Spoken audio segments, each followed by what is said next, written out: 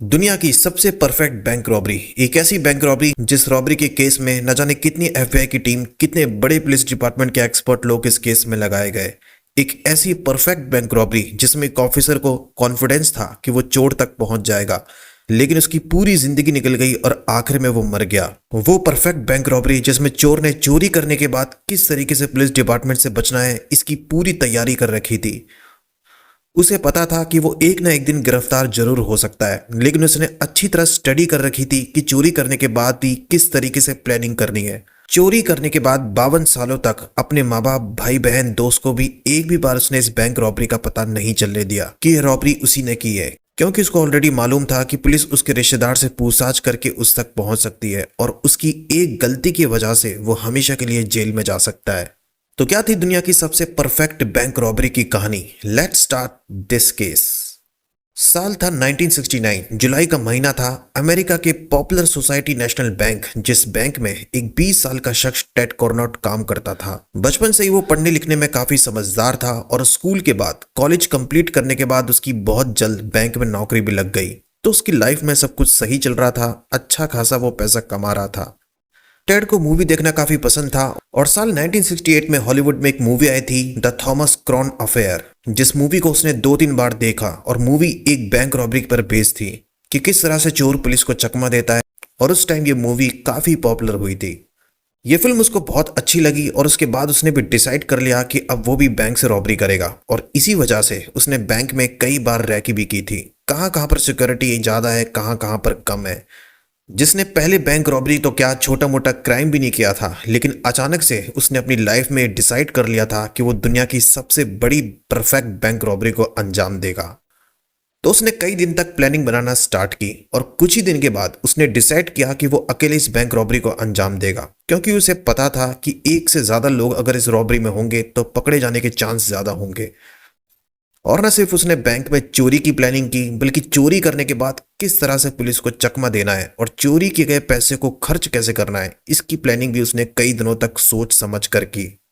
क्योंकि वो उस बैंक में काफी टाइम से काम कर चुका था और उस बैंक के वॉल्ट रूम में कब कब पैसा रखा जाता है, कहाँ कहाँ पर बैंक में हाई सिक्योरिटी है, कहाँ पर कम है, और इस बैंक के कितने एग्जिट रास्ते हैं, तो उसे बैंक का सभी रूट का पता था। तो जुलाई का महीना था, साल 1969। टेड कॉर्नेट जिस सोसाइटी नेशनल बैंक में काम करता था, शाम को उस बैंक से बाहर निकलता है और बाहर निकलते वक्त उसके हाथ में 2-3 एनवेलप होते हैं। वो पिछले कई दिनों से जब इस बैंक से निकलता था तो वो अपने साथ 2 एनवेलप के लिफाफे बाहर ले जाता था। एक बार जब गार्ड ने उस एनवेलप को चेक किया तो उस एनवेलप में कई सारी बुक्स और न्यूज़पेपर थे, जिस वजह से उन एनवेलप को सिक्योरिटी गार्ड ने ले जाने दिया। तो उस दिन वो ऐसे ही बैंक से 2 बड़े लिफाफे लेकर उस बैंक से बाहर निकला और अपने घर पहुंच गया। उस दिन फ्राइडे का दिन था और अगले दिन सैटरडे और संडे बैंक की छुट्टी थी। तो 2 दिन की बैंक की छुट्टी के बाद मंडे को जब वो बैंक खुलता है, और बैंक खुलने के बाद उस बैंक का मैनेजर वॉल्ट रूम में जाकर चेक करता है जहां पर बैंक में सारा कैश रखा हुआ था, तो उसकी हालत टाइट हो जाती है। उस बैंक के वॉल्ट रूम में जहां पिछले कई दिनों से $2,15,000 रखे हुए थे, वो वहां से गायब हो चुके थे। $2,15,000 उस टाइम एक बहुत बड़ी रकम थी, जिसकी कीमत आज के टाइम भी $1.6 मिलियन है। तो जब उस बैंक के मैनेजर को अंदाजा हुआ कि बैंक में चोरी हो चुकी है, तो उसने बैंक का सिक्योरिटी अलार्म बजाया और बैंक के बाकी स्टाफ को भी पता चल चुका था कि बैंक में बहुत बड़ी रॉबरी हो चुकी है। बैंक स्टाफ को भी स्टार्टिंग में समझ नहीं आता कि आखिर 2 दिनों में कैसे इस बैंक में चोरी हो गई, और उसके बाद पुलिस को इन्फॉर्म किया गया। पुलिस की टीम तुरंत बैंक में पहुंची और पुलिस को पता चला कि सैटरडे और संडे के दिन तो बैंक बंद था और इन दोनों दिनों में कोई भी बैंक के अंदर दाखिल नहीं हुआ था। पुलिस को भी कोई रास्ता नहीं मिला जिससे बाहर से उस बैंक में कोई अंदर दाखिल हुआ हो, यानी कि फ्राइडे के दिन ही इस बैंक में चोरी की गई है और चोर कोई बैंक के अंदर का ही हो सकता है। उसके बाद उस बैंक में जितने भी एम्प्लॉयज थे, सबसे पूछताछ की गई। उस दिन उस बैंक में सारे कर्मचारी थे जिनसे पूछताछ की गई, सिवाय एक के, 20 साल का नौजवान टेड कॉर्नोट, जो उस टाइम वहां पर नहीं था। तो फिर पुलिस ने बैंक कर्मचारी से पूछा कि टेड कहां पर है और वो बैंक क्यों नहीं आया।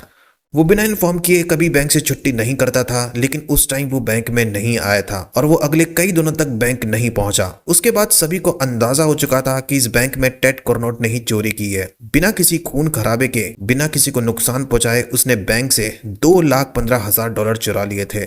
उसके बाद दोबारा उस बैंक में पुलिस की टीम पहुंची और जिस जगह पर चोरी की गई थी वहां पर पुलिस की टीम फिंगरप्रिंट को ढूंढने की कोशिश करती है।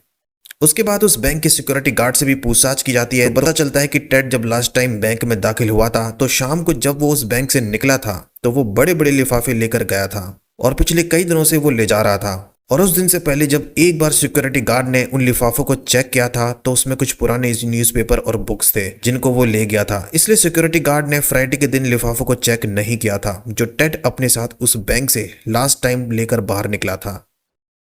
अब उसके बाद पुलिस डिपार्टमेंट के कई एक्सपर्ट को इस केस में लगाया गया कि वो पता लगाए कि टेड कॉर्नेट कहां पर है। लेकिन इन्वेस्टिगेशन टीम ने टेड के घर वालों से, उसके दोस्तों से, तमाम लोगों से पूछताछ कर ली लेकिन टेड का कुछ भी पता नहीं चला क्योंकि टेड ने चोरी करने के बाद किसी से भी बात नहीं की थी। और अब टेड ने चोरी करने के बाद वो शहर से ही निकल गया था और वॉशिंगटन चला गया। वॉशिंगटन में भी वो कुछ दिनों तक रहा, फिर वहां से भी वो लॉस एंजलिस चला गया। वो ज्यादा दिनों तक एक शहर में कभी भी नहीं रहा था और वो अपना ठिकाना टाइम टाइम पर बदलता रहा क्योंकि उसे मालूम था कि कभी ना कभी पुलिस को उसकी लोकेशन का पता चल सकता है। तो इस केस में पुलिस टेड को ढूंढती रही। दिन से महीने हो गए और महीने से साल, लेकिन ये केस वहीं का वहीं था। पुलिस को कोई भी एविडेंस नहीं मिला जिससे वो टेड कॉर्नेट तक पहुंच सके। अब कई साल इस केस में बीत चुके थे। इस केस में एक सीनियर ऑफिसर जिसने लाइफ में डिसाइड कर रखा था कि वो अपनी जिंदगी में एक न एक दिन टेड तक पहुंच कर रहेगा, लेकिन कई सालों तक वो केस की इन्वेस्टिगेशन करते रहे। टेड कॉर्नेट को वो अमेरिका के हर शहर में ढूंढने की कोशिश करते रहे, लेकिन टेड का उन्हें कुछ भी पता नहीं चला कि आखिर वो है कहां पर। कभी कभी उनको खबर दी जाती कि उस इलाके में टेड कॉर्नेट का पता चला है, लेकिन वहां जाने के बाद पता चलता कि वो शख्स टेड कॉर्नेट नहीं था, उन्हें गलत बताया गया है। तो अपनी पूरी जिंदगी उन्होंने बहुत कोशिश की कि वो इस केस को सुलझा सके और टेड कॉर्नेट तक पहुंच सके, लेकिन ऐसा नहीं हुआ। हालांकि आखिरी टाइम तक उनका कॉन्फिडेंस बरकरार था, लेकिन मार्च 2020 में उनकी डेथ हो गई और उनकी जिंदगी में ये सपना पूरा नहीं हो पाया। अब इस रॉबरी के एक साल बाद जब जनवरी का महीना था और साल था 1970, टेड एक एडमिनिस्ट्रेशन के ऑफिस जाता है और वहां चालाकी से डॉक्यूमेंट के जरिए एक नए नाम से सिक्योरिटी नंबर हासिल कर लेता है। और अब उसने अपना नया नाम रख लिया था थॉमस। तो सिक्योरिटी नंबर हासिल करने के बाद वो किसी भी बैंक में खाता भी खोल सकता था और बैंक में लोन भी ले सकता था। उसके बाद साल 1980 में वो शादी भी कर लेता है और उसने एक टाइम पर गोल्फ ग्राउंड पर भी उसने नौकरी भी की। वो काफी अच्छा गोल्फ भी खेलता था, यहाँ तक कि उसने कई गोल्फ के टूर्नामेंट भी जीत लिए थे। उसके बाद उसने एक कंपनी में भी कई वक्त तक नौकरी की थी। तो जिस शख्स ने एक टाइम पर $2,15,000 चुराए थे, उसके बावजूद वो एक मामूली शहर में एक मामूली घर में रह रहा था और इतनी बड़ी चोरी करने के बाद उसने लाइफ में कभी भी यह जाहिर नहीं होने दिया कि उसके पास बहुत सारा पैसा है। और यही उसने इस फिल्म के जरिए सीखा था कि बैंक में रॉबरी करना इतना बड़ा चैलेंज नहीं है जितना कि बैंक रॉबरी करने के बाद पुलिस को चकमा देना और किस किस तरह से चोरी के बाद प्लानिंग करनी है, ये ज्यादा चैलेंजिंग है। उसे पता था कि उसकी एक गलती की वजह से वो जेल के अंदर जा सकता है, इसलिए उसने वो गलती नहीं की जो ज्यादातर चोर चोरी करने के बाद करते हैं। और इसलिए वो इतना शातिर था कि उसने एक परफेक्ट बैंक रॉबरी की थी। और चोरी करने से पहले उसने जो प्लान बनाया था कि कैसे उसे चोरी करने के बाद लाइफ को जीना है, कैसे पुलिस को चकमा देना है, कैसे कैसे पैसे को खर्च करना है, और चोरी करने के बाद उसने उस प्लानिंग को उसने बहुत अच्छी तरह निभाया और इसी वजह से पुलिस उस तक नहीं पहुंच पाई। इतने पैसे होने के बावजूद उसने आलीशान जिंदगी नहीं जी। हाँ, टाइम टाइम पर जरूर वो पैसे खर्च करता रहा और किसी को भी पता नहीं चला कि उसने कहां कहां पर प्रॉपर्टीज खरीद रखी है। और उसकी बीवी तक को यह बात पता नहीं थी कि उसने अपनी लाइफ में एक बहुत बड़ी बैंक रॉबरी की है। ये भी पता नहीं था कि पहले उसका नाम टेड कॉर्नेट था और वो उसको थॉमस के नाम से ही जानती थी।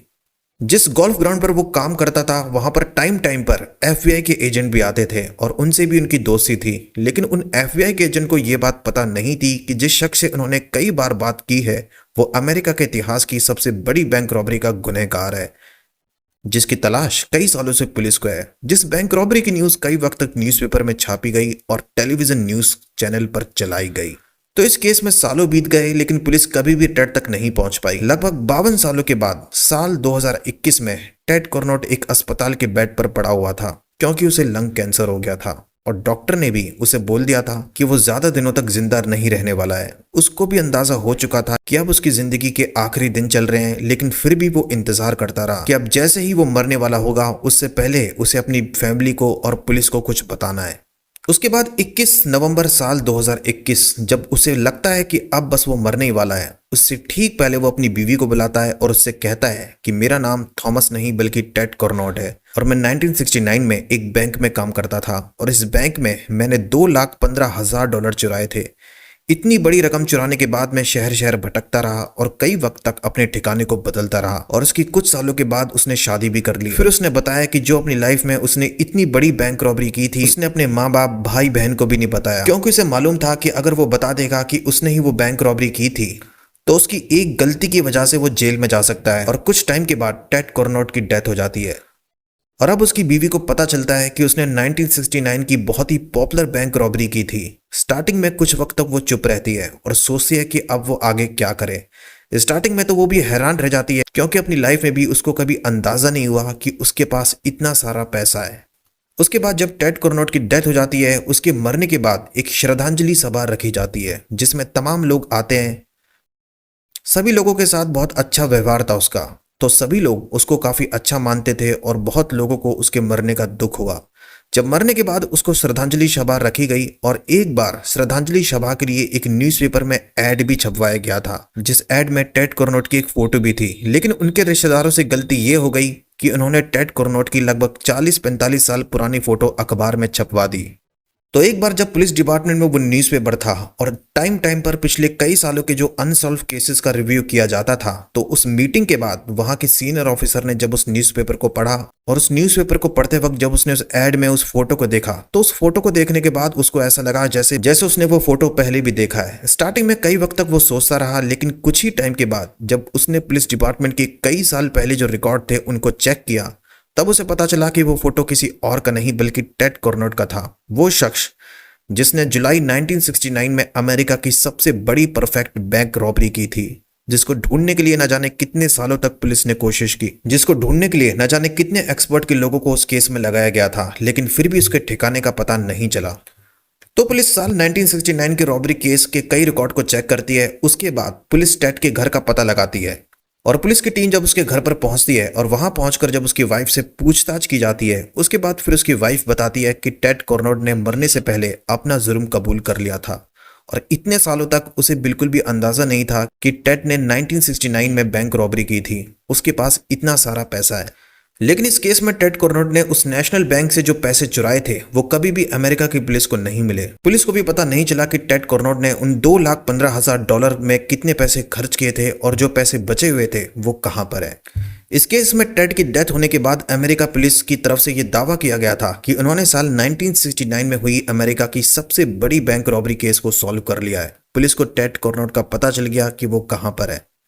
लेकिन उसके बाद जब अमेरिका के कई लोगों को अमेरिका पुलिस के इस बयान का पता चला, उन्होंने भी सोशल मीडिया के जरिए ट्वीट करते हुए कहा कि ये केस पुलिस ने सॉल्व नहीं किया, मरने से पहले खुद ही जुर्म कबूल कर लिया था।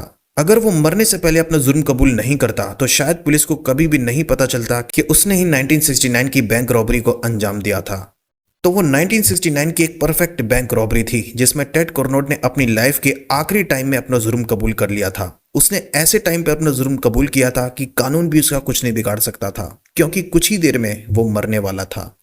और इस केस में हैरानी वाली बात यह थी कि टेड के मरने के बाद पुलिस ने बहुत पता लगाने की कोशिश की कि आखिर उसने जो रकम उस बैंक से चुराई थी वो कहां पर है, लेकिन तमाम कोशिश करने के बावजूद पता नहीं चला कि टेड ने अपनी लाइफ में उन पैसों को कहां कहां पर खर्च किया था, कितनी बार उसने प्रॉपर्टीज को खरीदा था। लेकिन टेड ने भी ऑलरेडी प्लानिंग कर रखी थी कि उसे बैंक रॉबरी करने के बाद पैसे को कैसे खर्च करना है, क्योंकि उसको मालूम था कि बैंक में रॉबरी करना एक चैलेंज है, लेकिन उससे भी बड़ा चैलेंज होता है रॉबरी करने के बाद किस तरीके से पुलिस को चकमा देना है, उन पैसों को कैसे खर्च करना है। रॉबरी करने के बाद उसने कई बार अपने ठिकानों को बदला और एक शहर में वो ज्यादा दिनों तक नहीं रहा और शहर से जाने के बाद में पुलिस की टीम उन शहरों तक भी पहुंची थी, लेकिन तब तक वो ऑलरेडी उस शहर से निकल चुका था।